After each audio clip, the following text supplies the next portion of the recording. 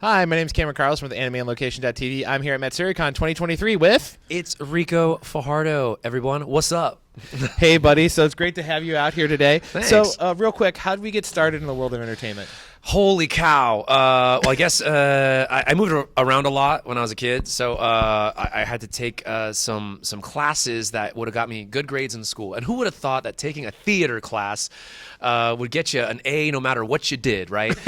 Anyway, yeah, so I took a theater class, and my teacher, Brent Matthews, in high school said, like, hey, man, you might be able to do this professionally. He's like, I'm being genuine with you. And at that time in your life, you're looking for things to do. And I was like, really? Could I be an actor? And that's where it all began, man. I auditioned for, oh gosh, I was trying to think of one of the first plays I ever did. I got $50, I remember, to be for like 6 weeks of rehearsal, $50, man. But it's a paid gig. We out here. We're an actor. It was All My Sons was the play, and yeah, it was an interesting thing. This is in Reno, Nevada. That's how I got started in the entertainment industry, man. I got my first $50, and yeah, I moved to Hollywood at like the age of 17. And just failed miserably, but that's how you fail up. That's how it works, you guys. You just every time you fail, you just keep practicing, keep auditioning, keep swinging, and yeah, that was the beginning. You said 17? Yeah. Okay. Yeah. I'm kind of surprised with the U.S. laws on that one. Oh yeah. Tell me about it. Why? Go well. I mean, because were you? Okay. Never mind. The U.S. laws? Can you not? Well, I mean, because you're not an adult. Yeah. I meant owning an apartment and all that type of stuff. Was that due to your parents moving there? Yeah, I got family down there. Oh, okay. Yeah, Okay. I mean, like in the area. The way you phrased it, I was like, Listen, man, when you're an actor, and all my actors know this, you got to find the way. You got to make a road. Laws don't apply to you. Sometimes. I mean, they do. You know what I'm saying? Yeah. No, as an actor, you have been very versatile doing voice acting, live action, and motion capture. How do you keep your brain sharp between these different projects and aspects of it? You know, how do you keep your brain? Okay, Red Bull is one of those. Thanks so much to Red Bull Energy Drink. No. Yeah, man, I got to admit, I'm a pretty physical person. I really enjoy doing yoga, meditation, things like that are very important. I went to school. I did my undergrad at University of California, Irvine, focusing in musical theater. Mm-hmm. And a big thing is preparation for musicals is keeping your body limber and ready to go. That means hitting the gym. You don't have to destroy yourself, but like keeping your instruments ready. That means vocally warmed up. Treating yourself well, drinking water, getting rest, kind of the basics of being a human being, but like even more so because the most important thing about being an actor is being in a state of readiness. I think Shakespeare said the readiness is all, and that is in fact true, because if an audition comes through and you're the perfect fit, but you're sick or you're busy or whatever, you won't get it. Yeah. So you have to be prepared. But yeah, for the most part, I like doing a lot of physical stuff. I enjoy circus arts, parkour, amateur gymnastics. I'll go, like, if you want to go hit the gym and be like, hey, let's go for a run. I'm like, let's do it. Just finding excuses to stay active is really important. And then also playful. So I play a lot of games to keep my imagination going. Yeah. That's what I say. That's how I justify it. I say, have you hanged out with Sungwon? You know what? I did at a convention prior. We were all playing board games, but I think he played a different board game than I did. So we went and played like a werewolf game, and he played another one, but I didn't even get to meet him. I saw him, and I'm familiar with him. We're in a few anime together, but sadly, it's one of those things like Two Ships in the Night. Yeah, because I was gonna say, because he has this whole board game thing that he does with other voice acactors. You know what I mean? So I didn't know if you were any part of that at any time. I wasn't. I did. However, Kyle McCarley. Kyle McCarley. Yeah, we played Sushi Go.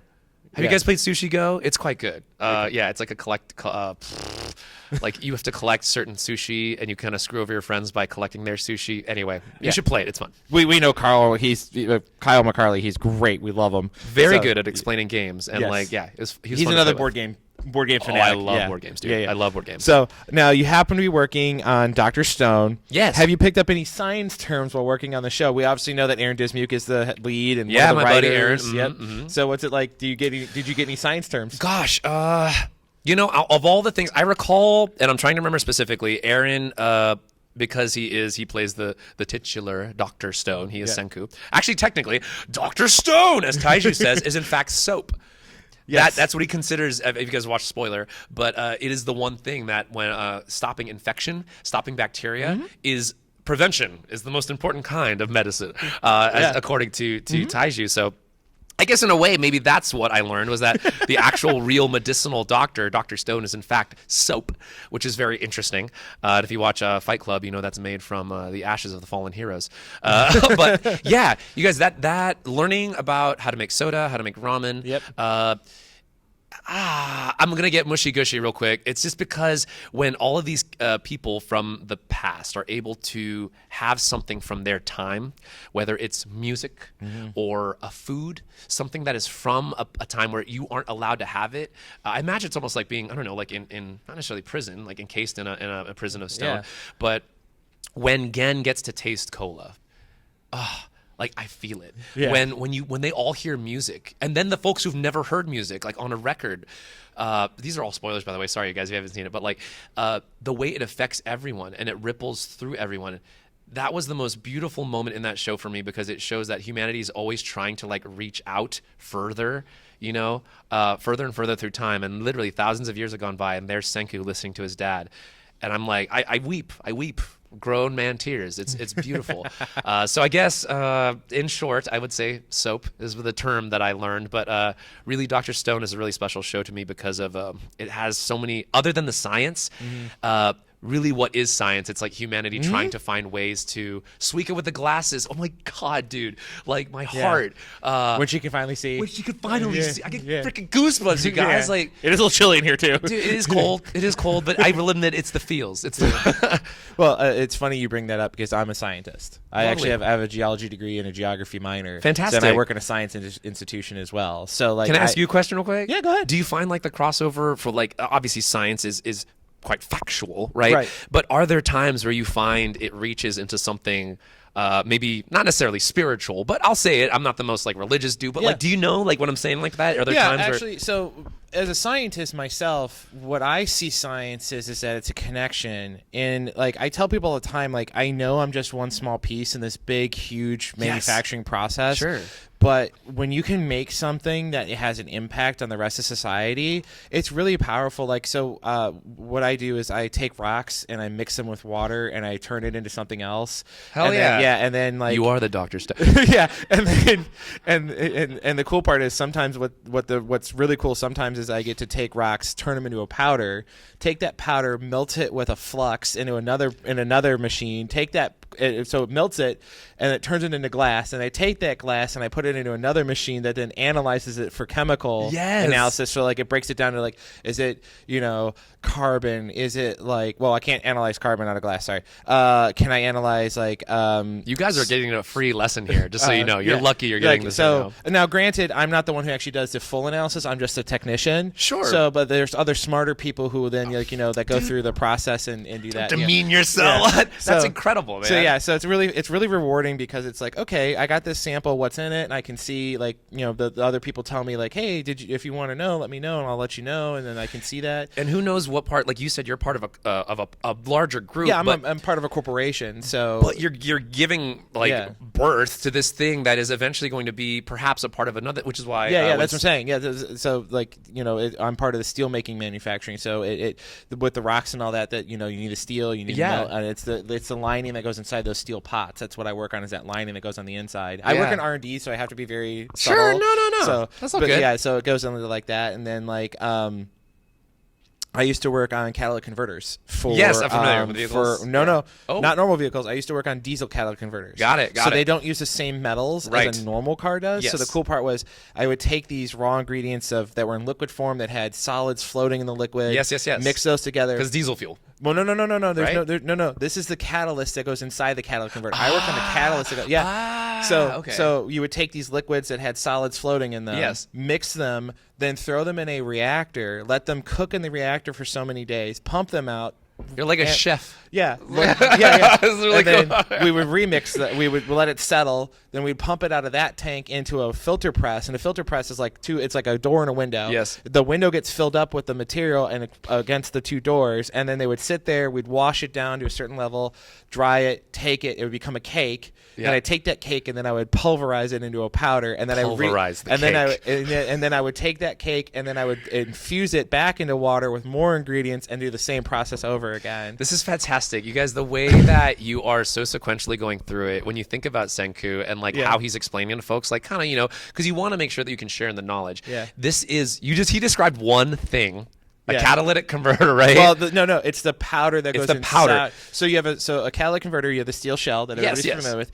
Then you have what's called a honeycomb ceramic material. So you have Right. these little holes. Yes. It's basically a tube, right? But the tube I has- guess, well, just to interject, Yeah. all of this is still a part of a greater Yes. machination. Yes. Which is beautiful. Yeah. Because, like, that I think is what it is that you are in fact working so diligently and so hard and have to know so much about this one thing in order for this larger thing to be. And much like in the Yeah. course of humanity, this knowledge has been passed down from what? Yeah. So many failures, right? So Yes. many people have erred and messed up to get us to this point. Correct. That is like, I don't know. I get fired up, dude. I do get excited, Yeah. like what they talk about, Dr. And that's just Stone. it. That's why I look at science, is that it's not just one particular thing. It's a multi-step, faceted thing. So if you don't get it right in Yes. one location, you can't get it right in another location. Correct. It's all If you connected. And if you fail in one location, you go back to the original location and you ask the question of where did the pieces go wrong? And that failure could inform form other. right. Oh, it's Yeah. so cool. It's like a web. As much fun as I'm having Science. No, Yeah, dude. exactly. I'm Yeah, like, yeah. I'm literally like, I feel like Taiju. I'm like, yeah, and then. So cool, man. So the cool part is also, as we discussed earlier, you keep yourself pretty fit. And last year you got to work on the hit Blue Lock, which was hilarious because it had a real world effect. Dude. Was the Japanese national soccer team went to the World Cup, and the funny part was I love the meme that went around. Of it Luck said- is real, dude. No, not just that, but do you remember the meme? Which none? There's a meme of all the Japanese national men's soccer team, Yes. in a professional photo. Yes. And they're all hunched on, one group's on hunched on the guys on the bottom. Yeah, right? yeah. It said the Japanese soccer team. It was like Goku. Oh, yes, Naruto. that's right. All of the all the heavy hitters of Yup, anime. Of anime, absolutely, dude. Yeah, but the cool part is you guys being part of the cast of Blue Lock. It was like, yeah, it's real. This is like our team. Blue Lock is real. Literally, Yeah. as the show came out, you guys, to have Japan perform so well in Yeah. the world stage, like the World Cup, they beat both Spain and Germany, Which were like powerhouses. They call them. I mean, if anyone knows football out Yeah. there or soccer, Spain and Germany, notorious, fantastic teams, and Japan, if you've watched Blue Lock, has a reputation for not making it very far. Correct. Now, our women's team, U.S. side, we've just sadly got knocked out this last Right. World Cup. Women's World Cup. Correct. Yeah. Yes, but fantastic team. Our ladies are killing it. Yeah. And the women's team, Japan, is amazing. Yeah, they're really great as Dude, well. they're amazing. So Yeah. when we say like hashtag Blue Lock is real, people are getting so fired up that the Japan national team was almost move for move emulating some of the things that happened in the anime. Like Kunagami's mid-range shot, when he hits it, there is also a orange, blondish-haired striker on the Japanese men's team that did a mid-range shot, and they celebrated in the same way. Dude, it was insane. Blue Lock, I've been going out to MLS games. LA Galaxy had me out. I got to stay and watch one of their games, do like a lot of fun press stuff with Crunchyroll for them. Lionel Messi, the GOAT, is now playing in the MLS. Yeah. It's freaking crazy. We went from like games stateside that were like kind of medium sold out to just being completely tickets are gone Yeah, you for can't- all the games that Messi's going to be at. And I think it's really exciting that even you guys remember America, we're still like the baby country. We only got soccer, like we are of all the countries. Yeah. Like still trying to get the thing going. We have American football, right? We have basketball, we have things, Yeah. but soccer isn't this sport. There's a reason why it's the number one sport in the world is because for the most part, most folks can kick a ball. Right. And then the funny part that you actually bring up the MLS, actually Columbus, the Crew, is actually one of the founding teams of the MLS, and we fought as a city to keep the Crew here after they moved to Austin or Houston. Yeah. The owner was like, no, I'm taking it. And we were like, no, you're not. We want the Crew, and they stay. That's awesome. And that's exactly what that's exactly what the citizens of Columbus did. They rallied behind their team, and they made sure Oh, that that's- Columbus kept the Crew in Columbus and kept the colors and the theme and everything. Oh, this is I think this says Isagi. It does say Yeah. Isagi. Isagi. So football, Sorry. football is a great bringer of people to in collection. So yeah, again, like you said, it's still really a thing in the world that we haven't as America embraced, but certain groups here in America are like, it's our team, man, don't take it. Oh, dude. It's our team, we support it. We got our black and yellow and we support it. Yeah, man. Yeah. So now going from that hype and everything, you also are working on the long project of Golden Kamuy? Kamuy. Yeah, Golden Thank Kamuy. you. How's it been working on that role over the years? Because we've talked to a couple other people, Jeremy Inman. We talked to him I about love it. Inman. Yeah. So what other what has it been like working on that show? Well, I'm just gonna quickly say one thing about Blue Lock because I just wanted to dial back for 2 seconds. Sure. Because Japan did get knocked out. I believe I was by Netherlands, I think, because it went to penalties. They Yeah. tied at penalty kicks. And so they made fun and they were like, I guess they didn't study penalty kicks in Blue Lock because they did like so well. But I just have to say, like, shout out to all the folks. I just got back from Tokyo back in March. Yeah. So exciting, you guys. So exciting. Please, if you get the opportunity, go and wherever you are, if stateside, like check out your local MLS team, you guys, because things are getting really exciting, and I think you ought to enjoy it. Even as anime watchers, there's some crossover. We have sports anime, but we also have like sports, and we go, and there's some synergy happening there. Yeah. So anyway, Golden Kamuy. I play a character named Kiraranke, and again with spoilers, I don't want to talk too much about it, but it's been really fun to come back to this show. Especially, I've been voice acting for anime for about 12 years now, 13 years now, and I'm it's wild because some of these shows, when they return, things happen to your character. For those of you that know, have watched the show, that are very dramatic, and preparing yourself for these things is never easy. So I'll say, talking around spoilers, it's been very exciting, but also heartbreaking at times to come back to shows like Golden Kamuy and see how things are going for these characters. But also very funny, very good, fun show. It's not just all dour and sad. Have you seen it? You haven't seen it? I've seen clips. Yeah. Okay, cool. Kiraranke is a very interesting character and is historical. Yes. Which is very fun. You got to learn to speak some Russian, which is very cool.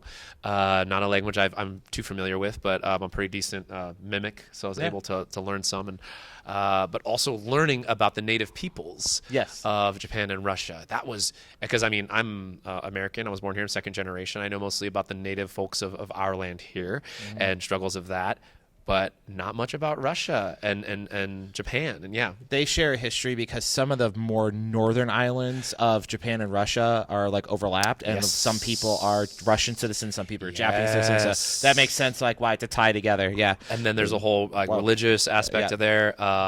It's actually fascinating, guys. I know like scientist and actor here, but if and our history friends out there, like really good stuff to dig into. Are you a history nut? Do you like history as well? I figured you do. History is my other passion. So so to be honest with you, I actually wanted to become a science and history teacher. Great. Unfortunately, due to my lack of knowledge and my being good at school, I decided to give up on the teaching part of it. Because I went to the science end of it, but I gave up the teaching end of it. So because it was over 218 credit hours in order to get just my undergrad for both.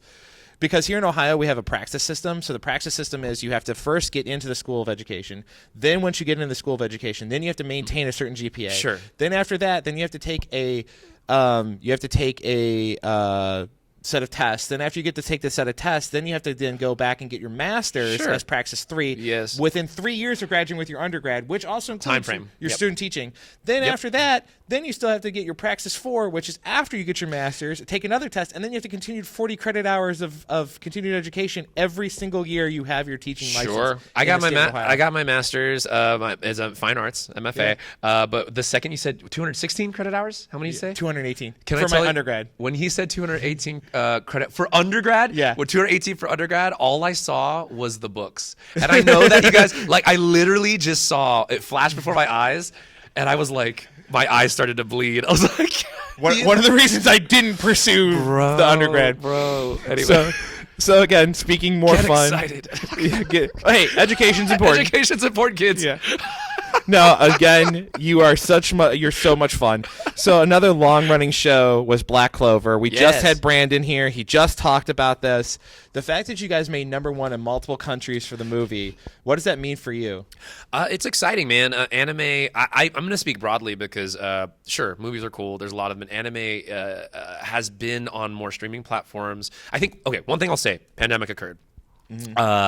We started to record remotely, right? But performing, because I do live action as well, performing for live action things was impossible or very, very, very difficult. It was very like you had to do, all the COVID tests and all the things to make it happen.